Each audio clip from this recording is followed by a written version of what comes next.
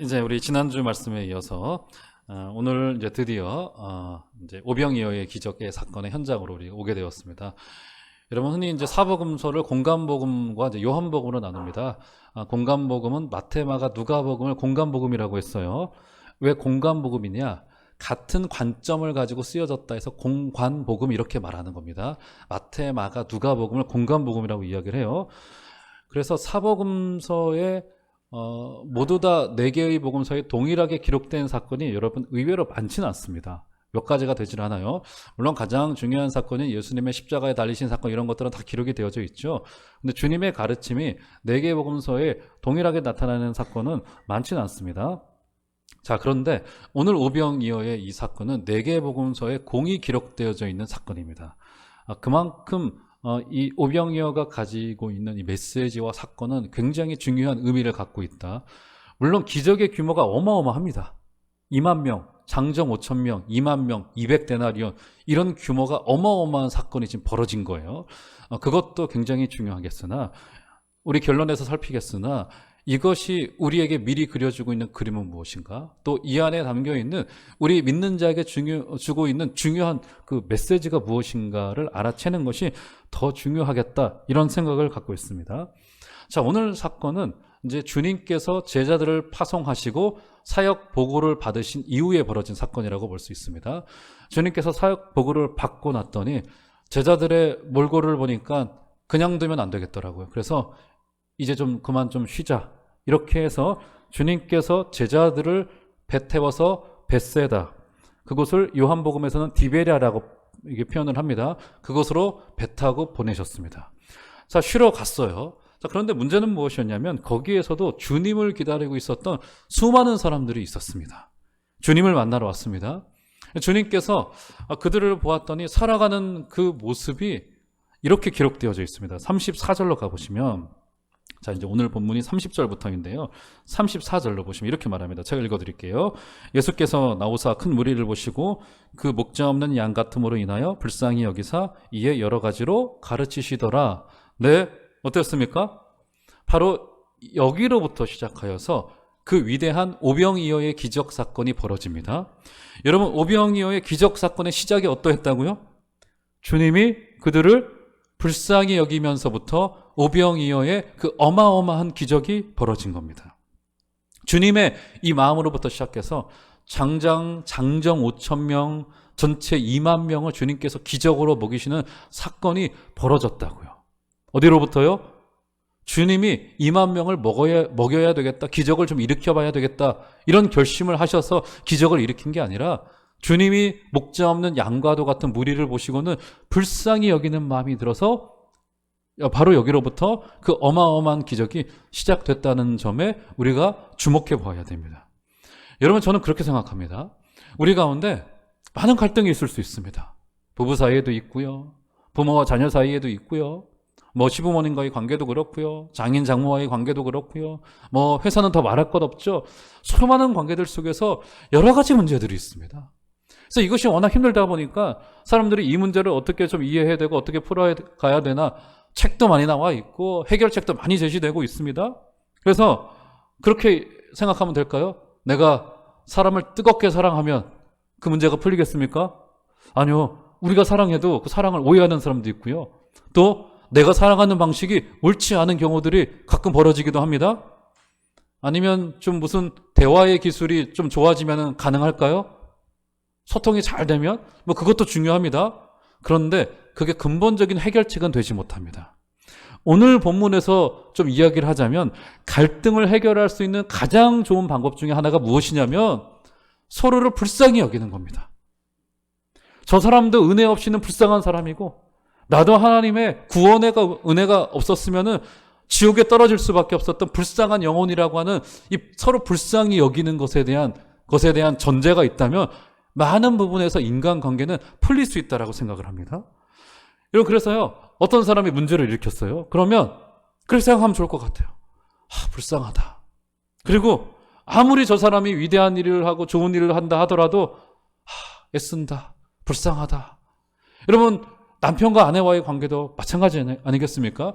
우리가 그 옆에 있는 그 배우자에게 많은 것을 기대하다 보니까 기대치가 높다가 보니까 어떻게 되어져요? 뭔가 그 기대치가 채워지지 않으면 실망도 하게 되고 갈등도 하게 되고 하는 거 아니겠습니까? 그런데 기대치를 이렇게 낮춰버리는 겁니다. 낮추는 게 아니라 그 사람이 불쌍한 인간입니다. 왜요? 하나님의 은혜가 없으면 죽을 수밖에 없는 영혼이기 때문에 그 사람도 불쌍한 사람, 나도 불쌍한 사람. 여러분 이 생각이 정립되어지면요, 그때로부터 받아들이지 못할 사람도 없고요. 물론 갈등의 관계를 풀어가는 또 그 디테일한 그런 방법이나 이런 것들은 좀 달라질 수 있겠습니다만, 그러나 그 전제, 이 사람도 불쌍하고 나도 불쌍하고, 여러분 옆에 있는 우리 그분 불쌍히 여기시는 은혜가 있길 바라고, 나도 불쌍히 여김 받아야 될 구원에 있어서, 이 구원론에 있어서 나도 하나님의, 예수님의 불쌍히 여김이 아니면 구원받지 못했을 사람이라고 하는 인정이 나에게 있기를 주의 이름으로 축원드립니다. 그때에라야 비로소 건강한 인간관계가 지속될 수 있다고요. 여기에는 좌우관계, 상하관계 이런 거 전혀 존재하지 않는 겁니다. 왜요? 서로를 불쌍히 여기는 관계만이 그 시작이기 때문에. 오늘 이 복된 결심이 있기를 주의 이름으로 축원드립니다. 자, 그런데 주님이 이렇게 백성들을 불쌍히 여겨주셨는데, 이 불쌍히 여겨주신 정도의 수준이 어느 정도였나? 이게 궁금하시죠? 그래서 불쌍히 여기다라고 하는 이 표현이 있지 않습니까? 여러분, 우리가 흔히 그 상대방에 대해서 너무 불쌍하다 할 때 어떻게 표현하죠? 마음이 아프다 이렇게 표현하죠. 마음이 아프다, 심장이 아프다 이렇게 표현하잖아요. 그래서 우리 한국 사람들은 주로 마음이 심장에 있다고 생각을 해요. 그렇죠? 의인화한 거 아니겠습니까? 그런데 당시의 사람들은 마음이 이 창자에 있다고 생각했습니다. 그래서 여기서 불쌍히 여기다라고 하는 이 문자적인 뜻은 무엇이냐면 창자가 끊어지다 이런 뜻을 가지고 있습니다.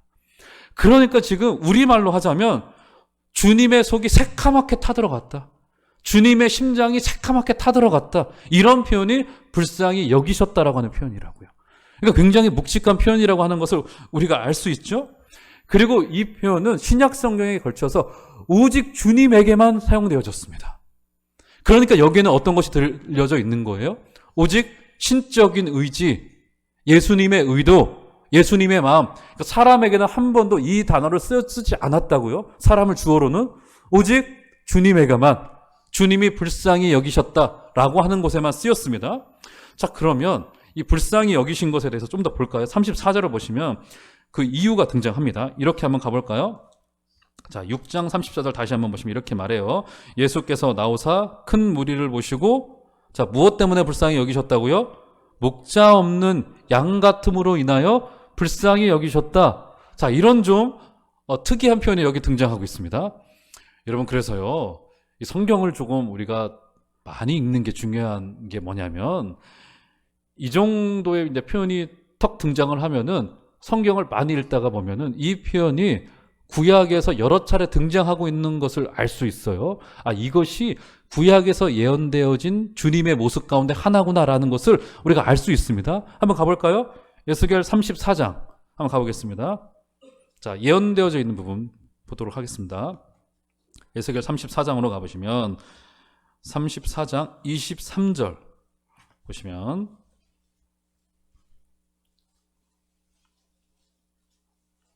에스겔 34장 23절을 보시면, 자, 이렇게 이야기를 합니다.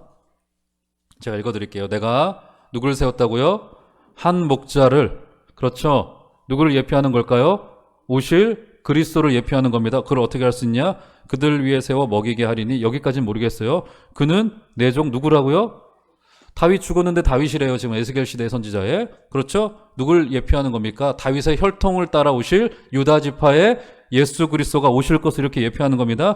그가 그들을 어떻게 하겠다고요?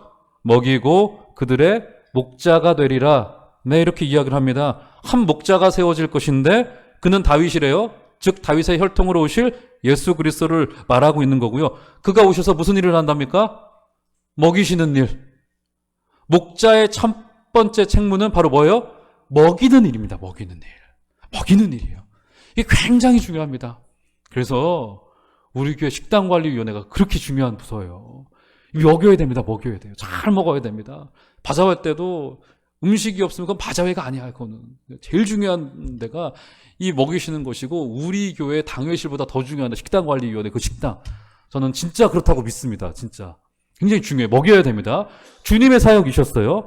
자, 그런데 그것이 오늘 6장, 마가복음 6장으로 되돌아볼게요. 마가복음 6장 34절로 오면 그게 이제 예언되어진 것이 성취되어지죠? 보시면 이렇게 이야기를 합니다.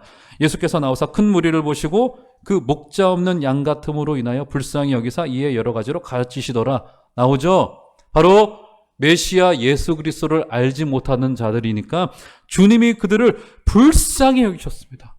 그래서 배를 골고 있는 그들에게 목자로서 주님께서 무엇을 해주셔야 돼요? 먹이셔야 되잖아요. 자, 먹이시는 것이 어떻게 예표되어진 것이 어떻게 여기서 결론되어집니까? 여러 가지로 가르치시더라. 주님이 무엇을 보신 겁니까? 지금 이 무리와 군중의 진짜 필요를 보신 거예요. 어떤 필요를 보신 거예요?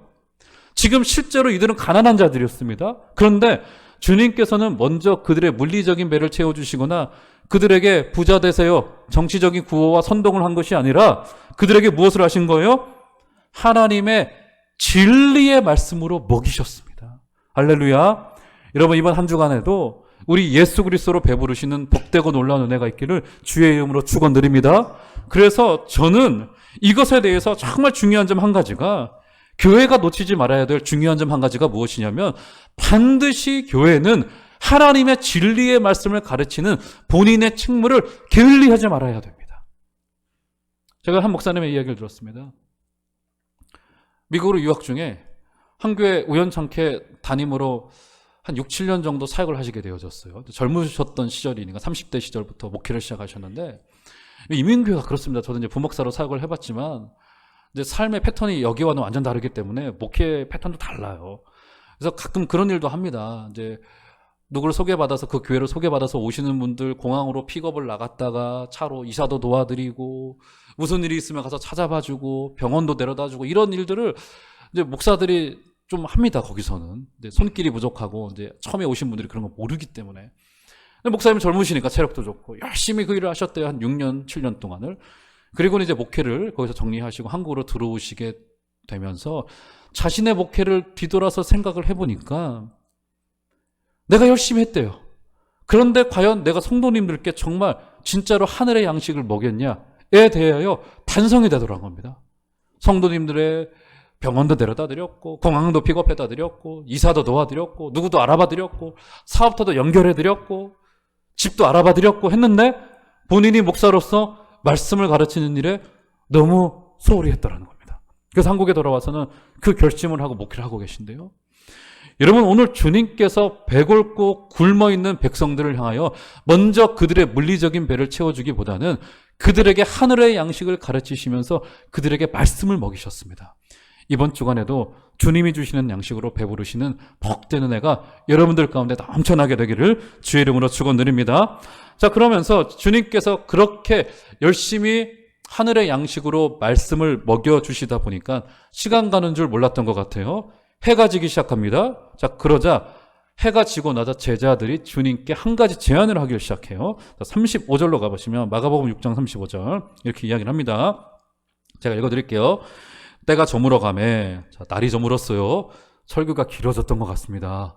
그렇죠. 이게 좀 길면 좀 문제가 있어요. 늘 배고팠습니다. 제자들이 예수께 나와 여짜오되 이곳은 빈들이요 날도 저물어 가니 무리를 보내어 두루 총과 마을로 가서 무엇을 사 먹게 하옵소서. 네, 배를 굶고 있는 백성들의 모습을 보고 밥을 먹여야는 됐을 것 같아요.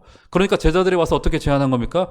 주님, 이제 설교 그만 끝내시고 무리를 해산시키시고 저들로 하여금 마을로 가서 뭐 좀 사 먹게 이제 풀어줍시다. 이렇게 지금 된 거예요. 자, 이때 당시 인구가 얼마였다고요? 5,000명, 총 2만 명 정도의 사람이 모여 있었던 겁니다. 자, 그리고 37절로 가보시면 이렇게 이야기를 합니다. 그 후반절에 보면 여짜오되 우리가 가서 200데나리온의 떡을 사다 먹이리까 라고 하는 것을 보았을 때 지금 이 백성들을 먹이기 위해서는 200데나리온이 필요하다라고 하는 것임을 알 수 있어요. 자, 200데나리온이 얼마냐? 1데나리온은요, 노동자 하루의 품삯입니다. 그러면 200데나리온이면 노동자 200일이더라고요. 계산을 해보니까 주 5일을 근무하면 10개월, 주 6일을 근무하면 약 8개월 정도 되는 이 세월, 계산이 맞나요? 맞죠? 그렇죠? 네, 주 5일을 근무하면 8개월치 일하는 거고요. 주 5일이면 10개월, 주 6일, 제가 중요하지 않은 거에 집착하네요, 또. 넘어가겠습니다. 어쨌든 한 8개월 이상의 이 하루에 이제 노동자가 일해서 벌어야 될 금액이고, 하루에 10만 원으로만 따지면 얼마일까요? 약 2천만 원 정도. 그러니까 최소로 잡은 겁니다. 약 2천만 원, 지금 시세로 약 2천만 원 정도 되는 금액이 필요한 거예요. 그러겠죠. 2만 명이기 때문에. 그런데 두고 보니까 지금 예수님의 공동체에 2천만 원이라는 돈이 존재하지 않다고요. 200데나리온이 없었다고요. 그래서 제자들이 합리적이고 상식적인 판단을 어떻게 한 겁니까? 주님, 지금 우리들에게 돈 없습니다. 없으니까 이 사람들 가게에서 알아서 사 먹도록 그렇게 하시죠. 이렇게 된 거예요, 지금.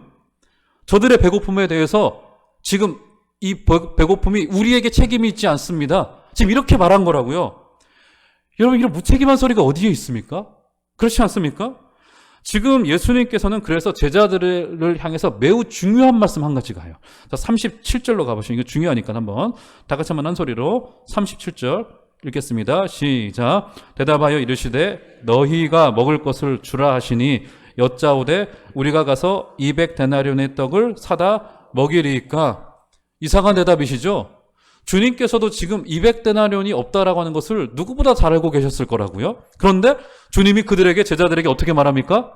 너희가 줘라. 무슨 말입니까? 게다가 원문에서는 너희가가 강조되어져 있습니다. 대문자로.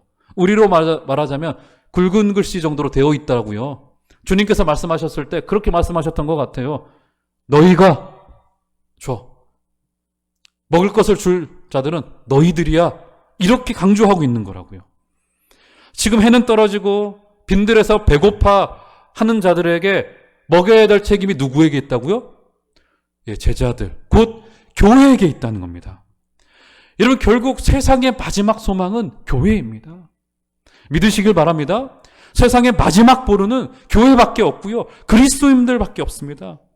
사랑하는 성도 여러분, 우리는 이 사실에 대하여 심각하게 인지하고 받아들이셔야만 됩니다. 교회가 마지막 소망이고요. 여러분, 세상에 많은 문제들이 있습니다. 교회가 그 문제에 대하여 판단도 할 수 있고요. 진단도 내릴 수 있고요. 그리고 비난도 할 수 있습니다. 비판도 할 수 있어요. 당신 때문이라고, 저기 누구 때문이라고, 청와대에 있는 누구 때문이라고, 여당 때문이라고, 야당 때문이라고 비난할 수 있어요. 그런데 그 문제, 주님께서는 뭐라고 이야기를 해요? 우리 책임이라고요. 너희들이 줘라. 누구 책임이요? 내 책임이라는 겁니다. 내 책임. 우리 세상의 어떤 문제에 대해서도 교회는 절대로 자유로울 수 없습니다. 제가 설교를 준비하다가 책을 읽다가 우스갯 이야기인지는 모르겠습니다만 우스갯 이야기를 한 가지를 읽었는데, 어떤 목사님이 한날 마트에 가서 장을 보고, 아들과 함께 장을 보고 나오는데 마침 그 차를 주차시켜 놨는데 차를 새로 뽑은 지 얼마 안 된 차였다고 해요. 장을 보고 나왔더니 그 문짝 옆에 어떤 놈이, 죄송합니다, 어떤 분이 못을 가지고 쫙 긁어놓은 거예요. 여러분, 아무리 목사래도 화딱지가 날 거 아니겠습니까? 그래가지고 아들을 붙잡고 그 얼굴도 모르는 그 사람한테 욕을 한 바가지, 막 뚜껑에 들었다 나오셨다 하면서 욕을 한 바가지를, 여러분 아시잖아요. 남자를 차 좋아하시는 분들, 차 뽑은 지 얼마 안 됐는데 그 못을 긁어놨으면 내가 긁어도 속상한데 누가 가서 긁고 갔으니 얼마나 속이 상하겠습니까? 이 남자들은 또 이 차에 대한 또 그런 게 좀 이렇게 있잖아요. 화딱지가 나가지고 욕을 한 바가지를, 집에 와서까지 얼굴도 모르는 그 사람한테 욕을 한 바가지를 했다고 합니다. 실제로 있었던 일이에요, 이것은. 한 10분 넘게를 궁시렁궁시렁 집에 와서도 한 거예요. 그 사모님을 붙잡고, 어떻게 그런 놈이 있냐, 정신 나간 놈이다, 어떻게 지금 세상이 어떻게 돌아가려고 하냐, 궁시렁궁시렁 된 거예요. 그런데 듣다 보다 그 아들이 옆에서 듣다가, 어린 아들이었는데 그 아들이 한마디 하더래요, 아버지한테. 아빠, 그 차 천국 가져갈 거예요. 아빠가 너무 애지중지하니까 목사님 뒤통수를 맞은 거예요. 그러면서 어떤 마음 가운데 찾아 들어왔냐면, 아니, 차를 이렇게 긁어놓기까지 분명히 젊은 사람이겠죠. 그 젊은 사람의 마음속에는 그 황폐함, 세상을 향한 분노, 그 절망을 내가 왜 먼저 보지 못하고 기도해 주지 못했던 것일까? 목사로서. 여러분 너무 이상적인 이야기이긴 해요. 그런데 맞는 이야기잖아요. 우리가 그런 것을 보았을 때 우리 그리스도인들의 책무가 무엇입니까?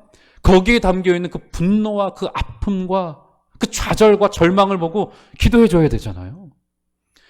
여러분 우리나라 이조시대 때 성종 9년에 성종이 성군이라 불리지 않습니까? 성종 9년 차에 지금 우리나라도 지금 몇 해 동안 좀 그런 일들이 2000년대 이후로 기후변화로 그런 일이 많은데 성종 9년에 하늘에서 흙비가 내리고 이 한양 시내, 서울 시내에 화재가 계속 연속적으로 그 해에 일어났다라고 합니다. 임금의 마음이 좋지 않았겠죠. 소문도 흉흉해지고 나라가 뒤숭숭한 겁니다. 그러자 주위에 있는 신하들이 왕에게 한 가지 제안을 합니다. 어떤 제안을 하냐면 이렇게 자연재해가 많이 일어나고 있는데 왕이시여 백성들 앞에 우리로 말하자면 사과문, 반성문 올려서 왕이 낭독을 한번 해주시고 전국에 좀 붙이시지요. 이렇게 된 겁니다. 여러분 그게요. 당시 조선시대만 하더라도 과학이 발달했기 때문에 미신의 영향이 그렇게 많지 않았을 때입니다. 그런데도 불구하고 신하들이 국가의 어려운 일이 자연재해라고 하는 것은 여러분 아무리 왕이라 할지라도 어떻게 할 수 없는 일 아닙니까? 그런데도 신하들이 그것을 제안한 거예요. 왕이 사과하셔야 됩니다. 그러자 그때 왕의 측근이었던 흔히 척신이라고 이야기하죠. 왕과 성이 다른 왕의 친척이면서 신하였던 척신이었던 임사홍이라고 하는 신하가 왕이시여 무슨 말입니까? 말도 안 됩니다. 왕이 뭐하러 타러 사과를 하십니까? 사과하실 필요 없습니다. 자연재해 어쩔 수 없는 거 아닙니까? 이렇게 또 제안을 한 거예요. 임사홍 측이. 왕이 고심을 하다가 임사홍을 파면시킵니다. 그리고는 백성들 앞에 사과문, 왕이 어질지 못해서 이런 일이 벌어졌습니다. 이렇게 고백을 했어요. 여러분 한 나라의 왕도 그런데 이런 교회란 게 어떤 존재입니까? 우주를 책임지고 있는 존재이고요. 이 땅에 일어나는 그 어떤 아픔에 대하여 우리가 자유로울 수 없고요. 주님이 마음 아파하시는 그곳에 우리도 함께 가야 되고요. 사랑하는 여러분, 주님의 그 불쌍히 여기심에 주님의 그 마음 아픔에 동참하여 주시는 복된 결심과 은혜가 있기를 주의 이름으로 축원드립니다. 세상의 그 어떤 아픔도 저를 비롯하여 우리 교회에 계신 분들은 다 증인의 삶으로 우리 주님과 동행하여 주시는 복된 결심 있기를 주의 이름으로 축원드립니다. 아마 주님께서 이번 한 주간 동안에 여러분들에게 그렇게 말씀하실런지 모르겠습니다. 너희가 줘라. 너희가 줘라. 충분히 할 수 있다. 너희가 줘라. 내가 함께 할 거야. 너희에게 그 아픔의 책임이 있고 너와 상관없는 거 아니야? 그렇지 않다. 너희 책임이다. 너희가 주라 말씀하실 때 순종의 은혜로 따라가시는 여러분들 되시기를 주의 이름으로 축원드립니다. 자, 오늘 결론의 말씀으로 그럼 오병이어의 기적의 현장으로 한번 가볼까요? 자, 어린아이가 가지고 온 그쵸 어떻게 됩니까?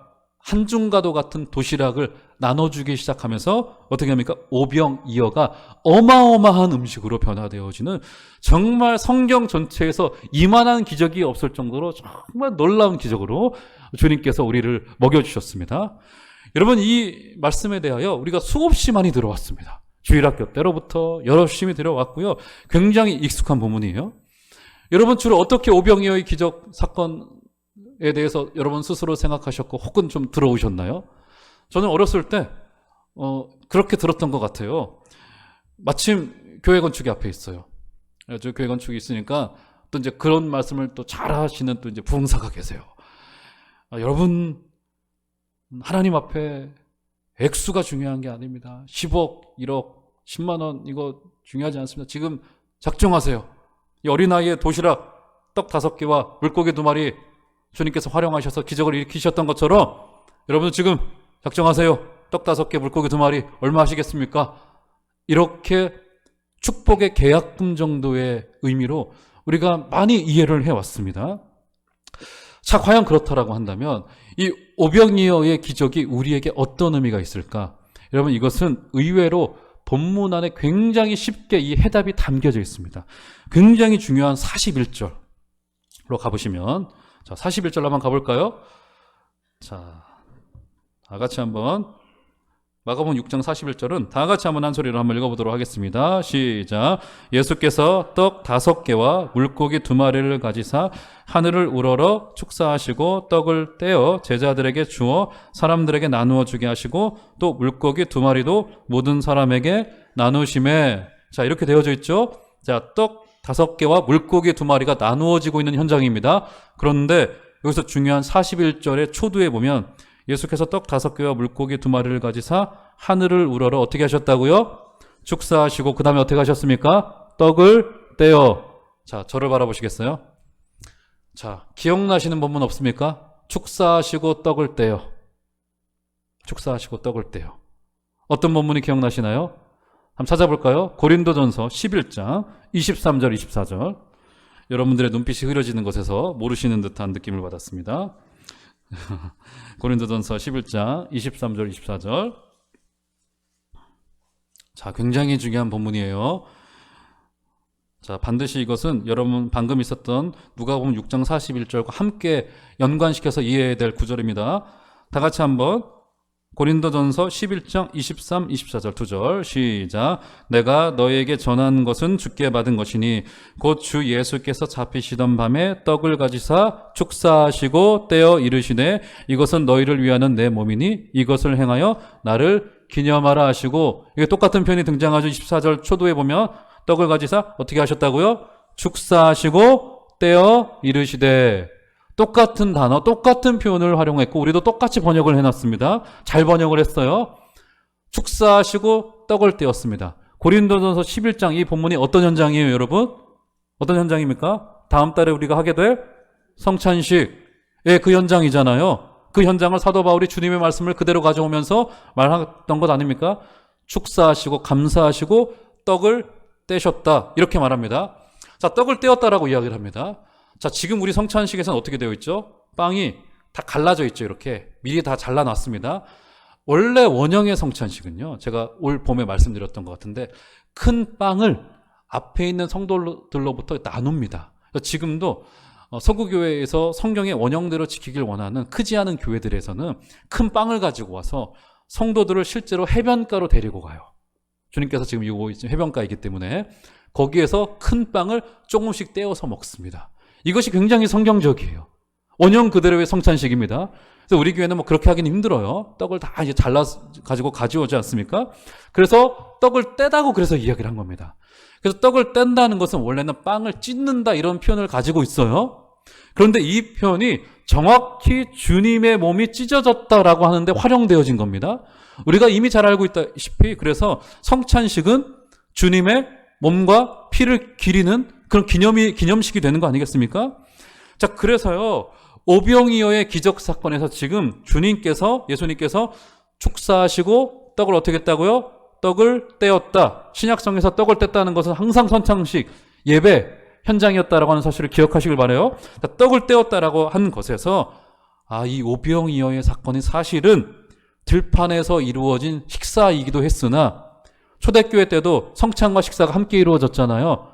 이것이 거대한 성찬식이었구나 라고 하는 것임을 알 수 있어요. 그래서 오늘 마지막으로 요한복음에서는 주님께서 이 오병이어의 기적을 일으키고 나서는 제자들에게 몇 가지를 가르치세요. 자, 한번 가보도록 하겠습니다. 마지막입니다. 요한복음 6장 32절로 가보시면 이렇게 이야기를 합니다.